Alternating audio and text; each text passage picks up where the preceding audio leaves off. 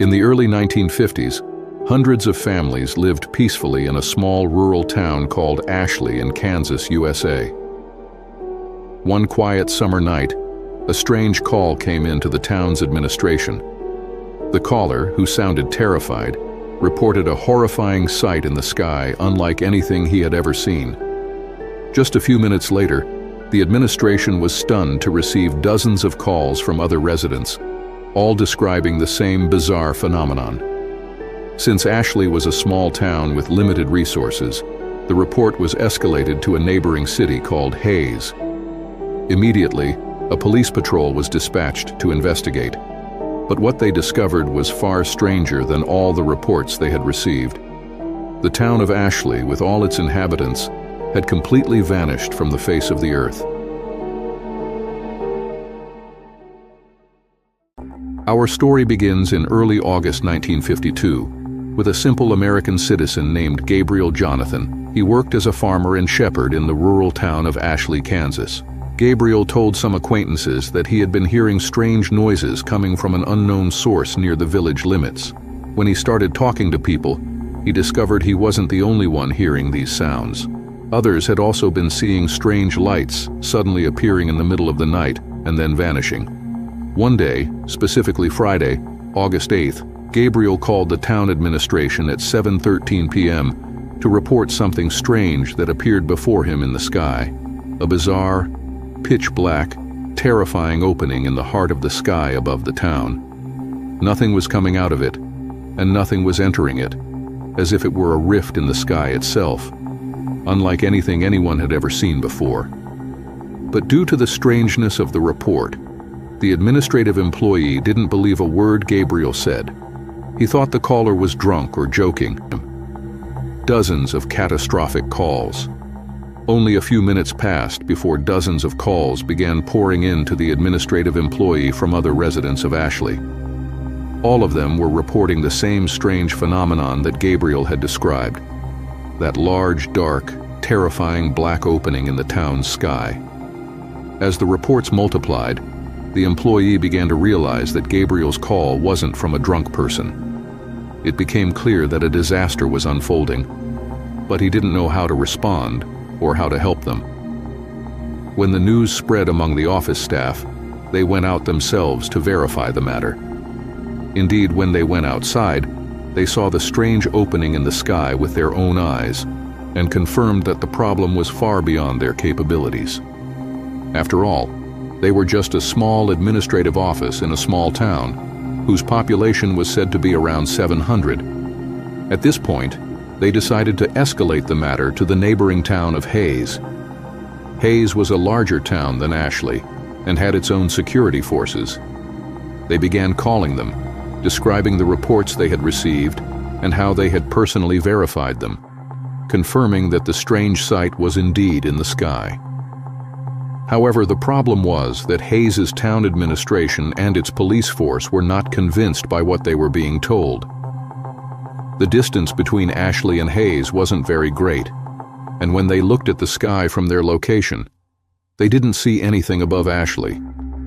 As the reports continued, and Ashley's administration insisted on their story, the Hays police began to take the matter seriously. They decided to send out one of their scout officers to see what this strange talk was all about. That officer was Patrol Officer Alan Masani.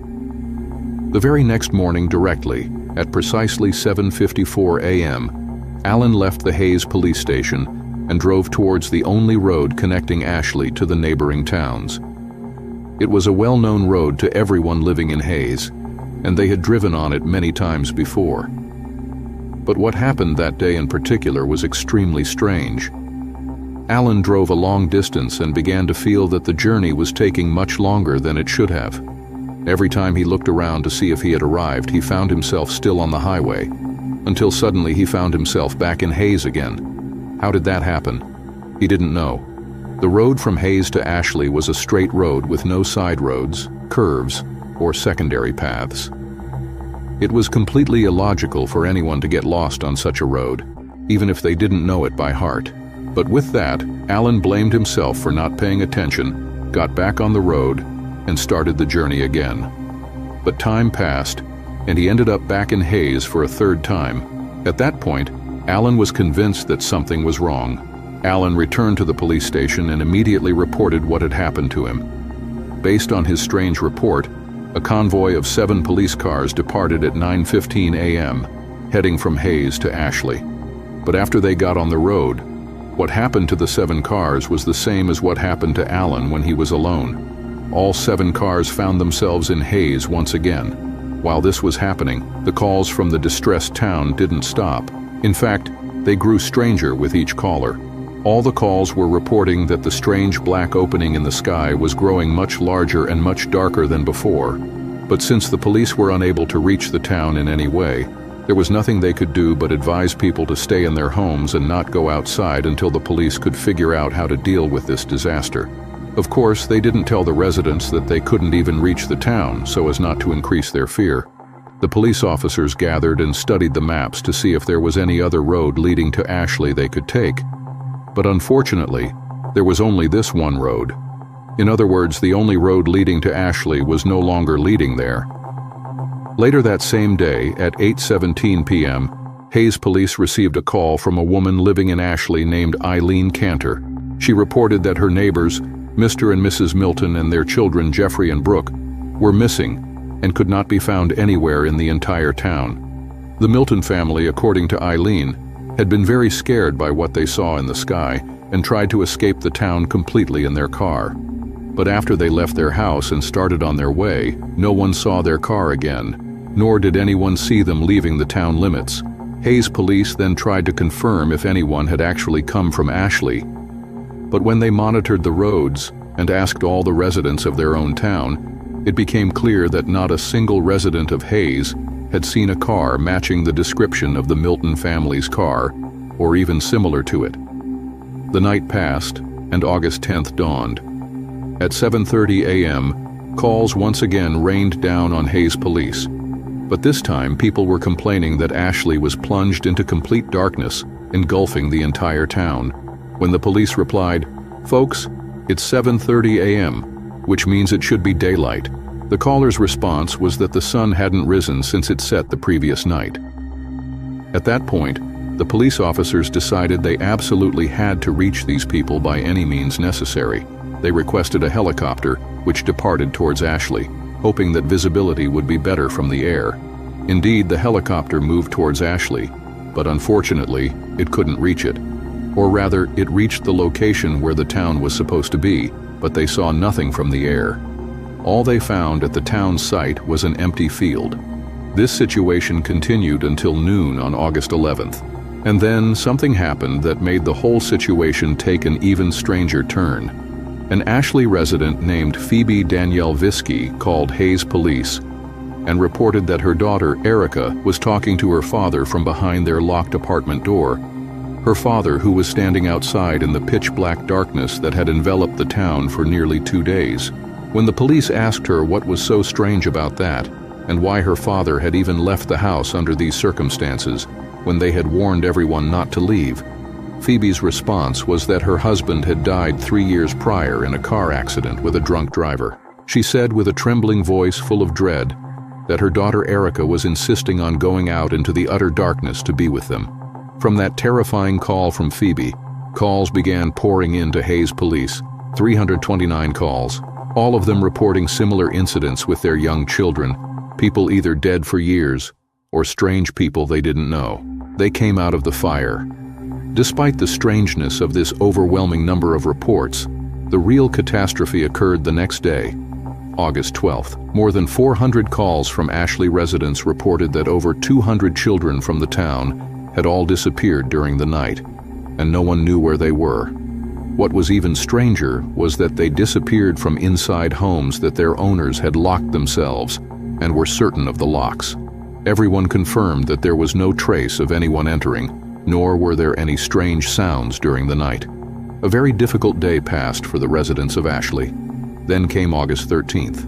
At 5:19 p.m., Hayes police received a call from an elderly citizen named Scott Lands, reporting that he saw a large fire coming from the south through his window. According to him, the fire was so massive that it illuminated the town, which had been plunged into darkness for days. Minutes passed, and calls began to increase from people also reporting the same fire. Some even described it as fire descending from the sky itself, from the black opening they had reported on the first day.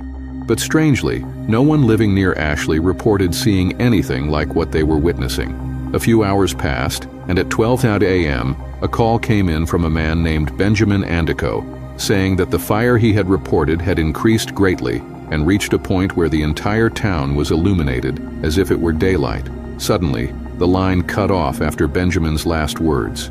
He saw something coming from the south, but unfortunately, he didn't have time to describe to the police what that thing was. The state of horror and tension continued until the last call came in at 9:47 p.m. It was a terrifying call by all measures. Officer Peter Welch from Hayes Police answered the call this time. As soon as he picked up the receiver, he heard a muffled, unclear voice. He began to introduce himself, stating he was from the Hayes Police Department, and his name was Peter Welch, but no one responded. When he repeated again and asked, "Is anyone there?" he heard a woman's voice say, Yes, Welch." Peter immediately replied, "Who is this? Please identify yourself." She responded, "My name is April Foster." At that point, Peter deduced that her son had died in the fire that people were reporting. While he was trying to calm her, she interrupted him and said, "My son died last year. I saw him yesterday. I warned him and told him to be careful of cars when he was riding his bike, but he wouldn't listen."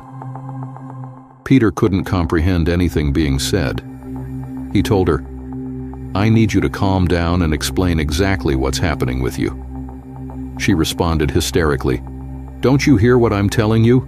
I'm telling you they came back. They all came back.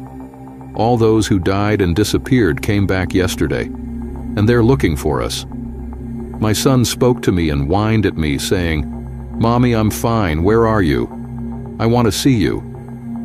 Suddenly she went silent and didn't continue speaking.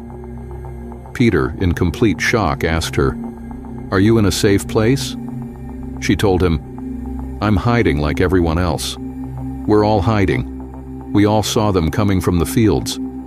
But some people opened their doors for them. They opened them after seeing their missing loved ones."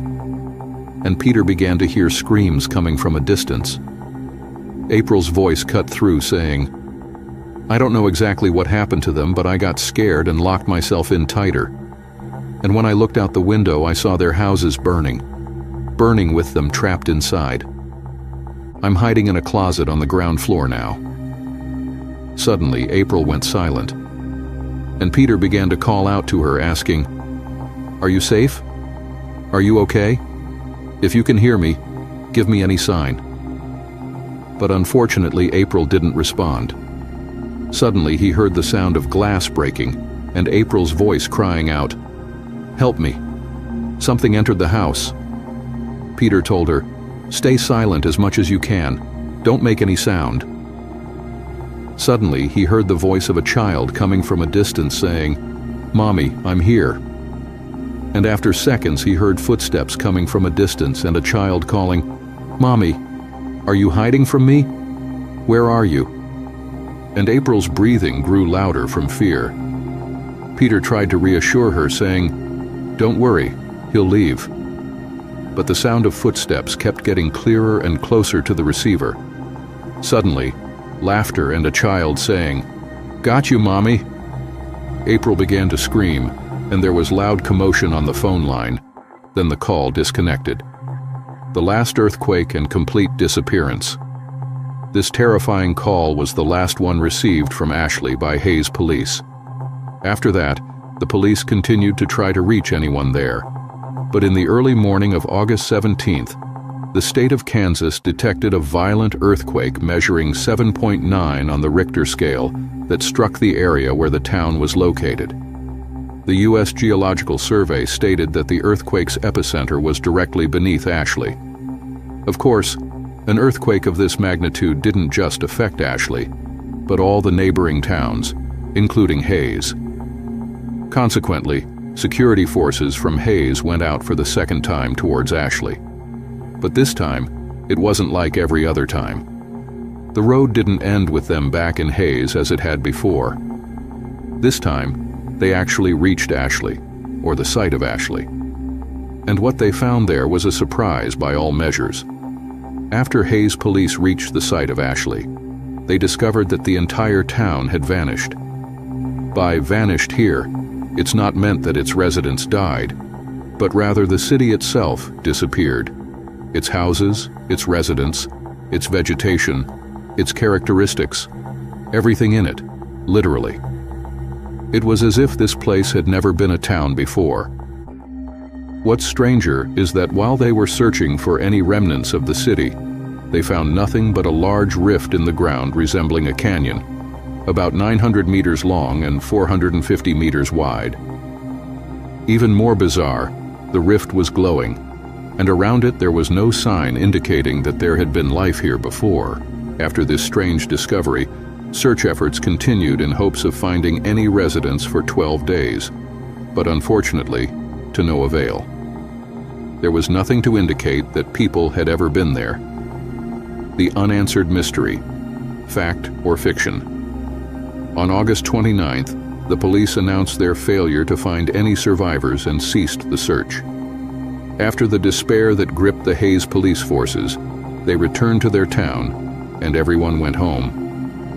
Around 2:30 a.m. on August 30th, a second earthquake, similar to the first, struck the area with a magnitude of 7.5 on the Richter scale.